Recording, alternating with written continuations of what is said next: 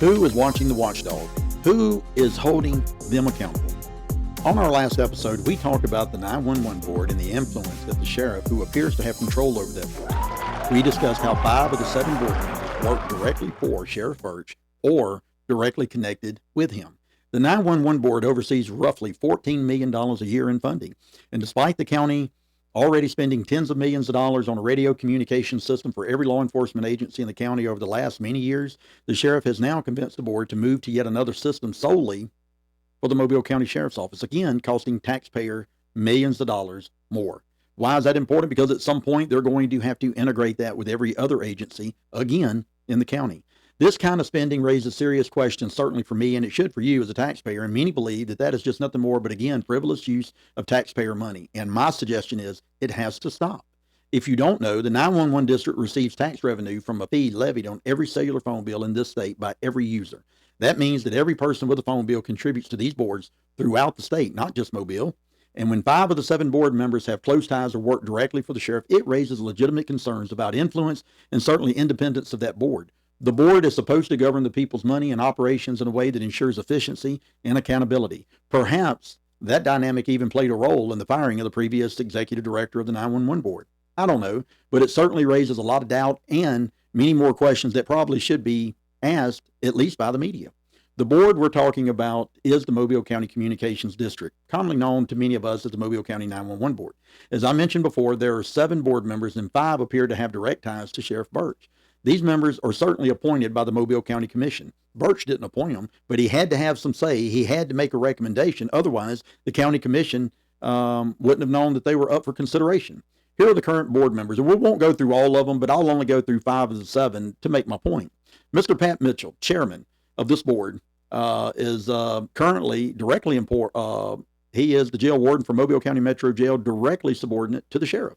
Then you have Mr. Frank Cassidy, recently appointed by the commission to this board. He is the chief deputy for the Mobile County Sheriff's Office, directly appointed by Mr. Birch. Then you have Mr. Donnie Brown, a personal friend of the sheriff, who I am told used to have a son previously that worked with the sheriff's office. And then, of course, you've got 2 more. Mr. Timothy Hughes, apparently he is a doctor. He's supposed to be acting in the way of the department's surgeon who provides a service for the sheriff's office. And typically that is going to be a trauma surgeon. In my understanding, Dr. Hughes may be an OBGYN doctor. I'm not really positive on that, but if that is the case, that's kind of odd because typically you're going to find a trauma surgeon in the event that, God forbid, you have a deputy that is shot and hurt severely in the line of duty. And then, of course, you have Chief Chris McLean, a former member of the Mobile County Sheriff's Office and is currently the chief of police for the Citronelle Police Department. And I'm recently told that his son is currently working for the sheriff at the sheriff's department as a Mobile County deputy. So why is this information important? Well, because the board manages a $14 million annual budget funded by, that's right, you and me, the taxpayer, in reference to every tax that's levied on our cell phone bills, not only locally, but across the state. Over the past several years, the district has spent around $40 million building a countywide radio system designed to integrate communications between agencies across the entire county. But now I am told that the sheriff's office intends to move toward the company of a Motorola system for its own agency. That's right, just the sheriff's department, despite all the money that's already spent on the current system. If true, that raises serious questions after investing nearly $40 million of taxpayer funds into the existing system. The question I have is, why are we changing now? And is this going to require more funds, more taxpayer money in the future to integrate the the proposed Motorola system into what the sheriff is trying to do? That's just going to cost more money. Is there a legitimate problem with the current system? I don't know. Is this simply a better technology choice and maybe they're trying it out? Okay, let's hear it. Is this just another example of unnecessary spending? Is there a relationship with Motorola or the people here locally influencing that decision? Or is there truly a technical failure with the current system? Maybe I'm not aware of it, but right now the public simply does not know, nor is the media engaged in asking these important questions. When a board is filled with members closely connected to one individual, it becomes much easier for the individual to get whatever they want from that board. Let me be very clear. I am not accusing anyone of doing anything illegal or unethical or improper. What I am doing is questioning the judgment, motives, and oversight of those responsible for spending millions of taxpayer dollars. I don't know about you. I'm tired of paying taxes. That's not going to change. After spending $40 million of public money on one particular system over the last many years, the public deserves to know why it may be abandoned now. Another important question in this is, why has the Mobile County Commission allowed so many of its appointees for this board to be employees of or closely associated with one individual, namely the sheriff? Is it intentional? Is it indifference? Or it is simply apathy? Maybe they just don't care. Maybe the workload is too much for them. Listen, I don't know. But it seems to me that they're giving all this power and control to one individual that's not even going to report to them, although they make the appointments. Could it possibly be that Commissioner Randall Dewitt was a former employee of the sheriff's office and maybe a friend of the sheriff? I don't know. Maybe he has that much influence on the county commission. I just simply don't know. Why not appoint people from the community, especially those with a business background that are business-minded, that have no political ties, who will focus solely on doing what is right or best for these taxpayers? We may never know the full answer, but one argument could be made, possibly just power and control. Across government, we've often seen the same pattern. People gain positions of authority, and over time, the system becomes more about maintaining control than serving you or me, the public. And when that happens, it's the taxpayers who end up paying the price, because it's never enough money. They continue to raise taxes on us, and if you'll ask the politician how much more money they need for operations, they will always inadvertently tell you $1 more. Listen, but if it is significant enough for the sheriff to have this kind of control over this board and other boards, there are perhaps reasons more that we don't know. This brings us to today's topic. Today's program specifically is about the Mobile County Personnel Board. According to their site, they are responsible for appointing the Civil Service Director, the Director of the Personnel Board, set policies, adopt and amend rules and regulations of the Mobile Civil Service System, adopt and amend the classification and compensation plans for every classified service position, conduct hearings, and render decisions on charges preferred against persons in the classified service. In other words, they hear grievances, and they can certainly rule in favor of an employee or protect the employee against unfair treatment from the appointing authority or the leader. That is important, right? Because then we have to look at the size and terms of the Personnel Board. The Personnel Board has 5 members. Each member serves a 5-year term. Members must live in the specific state house district in Alabama within the county. The Mobile County Personnel Board and the Mobile County Merit System dates back to the late 30s and was created during a period when reformers across the United States were trying to remove patronage and political favoritism from government jobs. But I don't think that has been very effective. Before the merit system existed in Mobile County, most public jobs were controlled by political leaders. I don't think that's changed. When a new administration took office, it could fire employees who maybe supported the new incoming administration or Politico that was challenging the old status quo. They are friends or relatives, nepotism, or hire political supporters or use jobs as political rewards. That is still going on today, so nothing's really changed at all. This was commonly known as the spoil system. Listen, anytime there's rules, regulations, restrictions, it's because somebody has abused the system, right? Because that's a natural flaw and a tendency when people have a lust for control and power. Only people that can change the merit system, the whole process, or even do away with it is the Alabama legislature. That's not going to change anytime soon, because these boards have to be controlled by politicians who want to remain in control.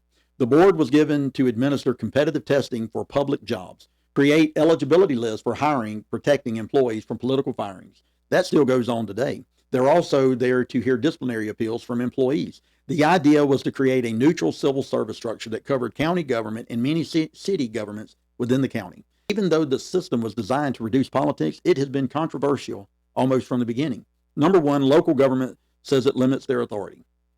Some city and county leaders have always argued that the personnel board has too much power over their department. For example, if a city fires an employee, the employee can appeal to the board, even get their job back if it's found that there was nefarious actions on the leader or the politics was involved.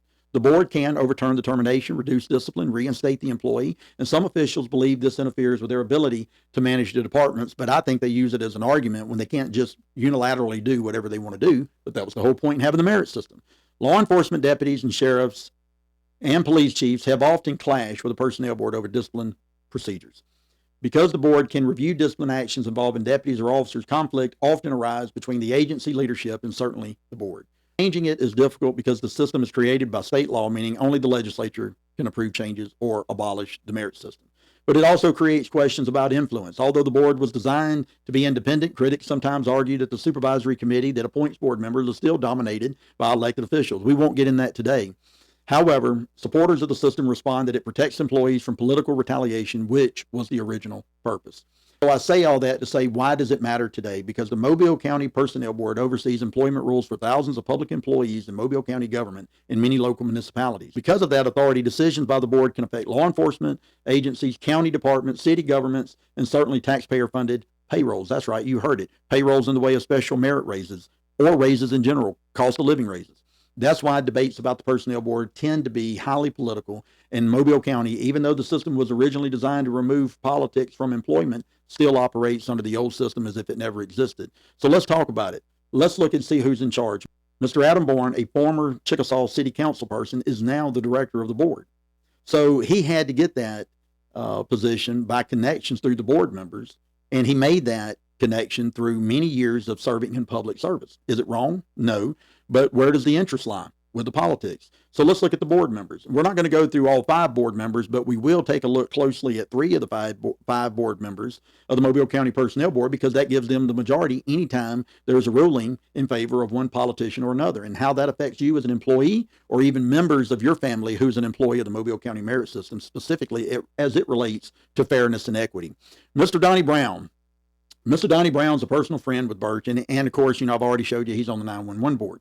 Mr. Adam Strange is the second individual that's a board member, and he is the husband of Miss Latricia Strange, who is incidentally the HR director of Paul Birch at the Mobile County Sheriff's Office. And then, of course, we'll talk a little bit about Mr. Willie Gray, who used to own the Call newspaper north of the county, a staunch supporter of Senator Jack Williams, who's running for another state position, and both who are avid supporters of Paul Birch. Again, we are not suggesting that there is anything illegal or improper that's going on, but we can draw inferences that these boards, because of their political appointments, have the appearance of impropriety when we consider taxpayer money being used in decisions that are being made by these political influences that do not necessarily benefit you or me as a taxpayer or the employees of county and city governments throughout this county. About Mr. Donnie Brown first.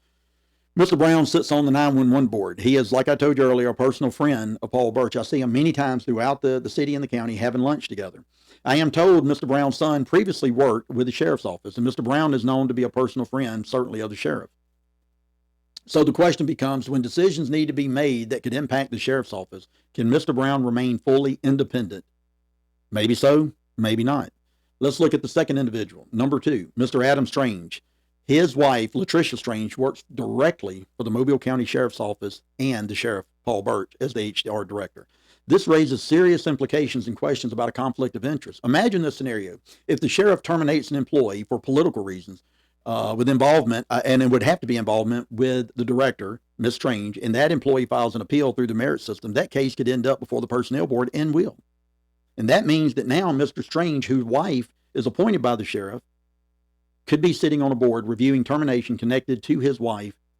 What are the implications with those scenarios, and would he have the independence and courage to do a reverse termination and reinstate an employee back to the sheriff's office, even if everything was done correctly? The optics alone are troubling. Now let's take a look at the third member of the 5, Mr. Willie Gray.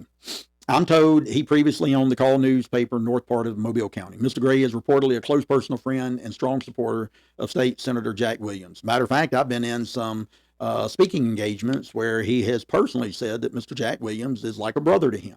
And that's great. That's fine. Now, Senator Williams is a strong supporter of the sheriff. There's a high probability so is Mr. Gray. Mr. Williams is currently a state senator in District 4, running for another current office in the state of Alabama. So again, the question arises, if Mr. Gray is so closely aligned with someone who strongly supports the sheriff, can Mr. Gray truly serve as an independent voice on the personnel board? I don't know that he can. Because if you don't go along, get along, remember, that's what they accuse me. He don't get along with nobody. That's what they said about Brian. Brian don't get along with nobody. Well, if he's a go along, get along kind of guy, I would think that most of these folks are going to just be in lock and step with everything that the sheriff wants that affects the Mobile County Sheriff's Office. That's not good for the employees. It's not good for the merit system, and it's not good for you, the taxpayer. So why does this matter? The personnel board is supposed to act as a buffer between appointing authorities and its employees. It protects employees hired through the merit system and ensures that they have a fair process when disputes arise. The board has significant authority over employment matters in Mobile County. They appoint the personnel board director. They approve special merit raises, and I've talked on previous podcasts how those aligned closely within the sheriff's office with Paul Birch have gotten special merit raises aside from every other employee, be the jail or patrol, who didn't get it. Oversee employee codes of conduct, handle appeals, and certainly grievance procedures for the employees. This board is their last line of defense if they believe they have been treated unfairly. But if board members feel obligated to the people who help them get their positions, then the merit system can lose its independence and cannot possibly operate as a mediator between public employees and those who directly had them appointed to these boards. And that we know these conflicts arise and they're costly when it comes to litigation from employees or past employees of the merit system, which ultimately costs you and me through taxation. Let's process this information. I want to show you these two charts. This is the first chart of the 911 board, and we'll certainly go through that we're going to go through that process. And the 911 board, as I currently showed you again, we're going to look at it. The Mobile County Commission appoints 7 board members to the Mobile County Communications District. That is Mr. Donnie Brown. He is a personal friend of the sheriff. That is Mr. Frank Cassidy. He is employed by the sheriff as the second man in charge or the chief deputy. Mr. Pat Mitchell, who's employed by the jail and is directly appointed and works directly for the Mobile County Sheriff as the jail warden. And then, of course, we have Chief Chris McLean, former employee of the Mobile County Sheriff's Office, and whose now son is currently employed by Paul Birch. And then, of course, we have Mr. Timothy Hughes, who is the surgeon for the Mobile County Sheriff's Department. So you can decide if, well, let's just take a look at that. So if there's 7 board members, 5 of those 7 board members, which gives a majority on any issue that the sheriff wants on that 911 board, comes directly from Paul Birch. There's your influence. Now we're going to go and we're going to look at the Mobile County Personnel Board. There is a supervisory advisory committee that's made up of politicians across the gambit in Mobile County, both local, municipality, town, and government politicians. That includes some judges. So we won't talk about that today, but they are responsible for finding 5 board members, and usually it comes in the way of recommendations to them when they're searching out for a board member. Usually they already have someone lined up, but we're not going to talk about all 5. We're just going to talk about the 3 that give Sheriff Birch the influence over this board, right? Because 3 of 5 is a majority. You have, again, Mr. Donnie Brown, who is also a 911 board member, whose son is also a former Mobile County Sheriff's deputy, is my understanding, and he's personal friends with Birch. You have Mr. Adam Strange, for all the reasons we've talked about. He is on here as the second board member, and his wife is Latricia Strange, who works directly for Paul Birch, the Mobile County Sheriff at the Sheriff's Office. And we talked about the implications of him going against Birch on a decision that Birch made when it comes to a grievance or the hiring and firing process. If Mr. Strange disagrees, what are the implications for his wife, and does he have the courage and moxie to stand up against that? And then, of course, there's Mr. Willie Gray, used to own the Calls News, still has something to do with it, not quite sure. Personal best friends with Senator Jack Williams, and as far as I'm concerned, both are avid, staunch supporters of the Mobile County Sheriff, Paul Birch. And then, of course, the board controls who they appoint as the director. So does the director really have the autonomy to do what he needs to do that's right by the employees of the Mobile County merit system? Let me be clear. This discussion does not suggest that anyone has done anything illegal or improper. Let me just say this. I know these individuals, and they are good people. I'm not suggesting anything otherwise. What I am saying is that I didn't even know these boards made up with this, because much like you, I'm out here working, grinding, paying taxes, paying my bills, trying to take care of my family. But since all this issue happened with me with the city, and I've been behind the veil at City Hall, I've seen the politics and how it works directly for those in power and not for you and me. I believe that, however, when these situations like this exist, where relationships, friendships, and family ties overlap with decision-making and authority, it creates serious concerns about the appearance of conflicts of interest and impropriety or wrongdoing. And in public service, my friends, appearance does matter. Public leaders should strive to govern above reproach, avoiding not only wrongdoing, but even the perception that something could be wrong. This is not that. I'm asking for your vote for Mobile County Sheriff, because I can't be bought, I can't be intimidated, and I am a citizen first. Listen, when employees begin to believe the system is stacked against them, it creates frustration, distrust, and growing discontent with government institutions. Transparency and independence are essential for public confidence. When the system meant to protect employees stops feeling fair, people start asking important questions. Litigation costs taxpayers that are birthed, and these continue to feed the people's discontent, in my opinion, about fair, transparent government. We can change it all if only you and I will see, understand, and vote accordingly. My friends, thanks for watching the program. Please get registered to vote. I will certainly share a link with the Alabama Secretary of State website. It's very simple to register, and it takes all of about 3 minutes to do so. Enter your information. The state will then forward your information immediately to the county registrar, which will then notify you of your designated voter location through the mail. Please share the program, and thanks for listening. God bless.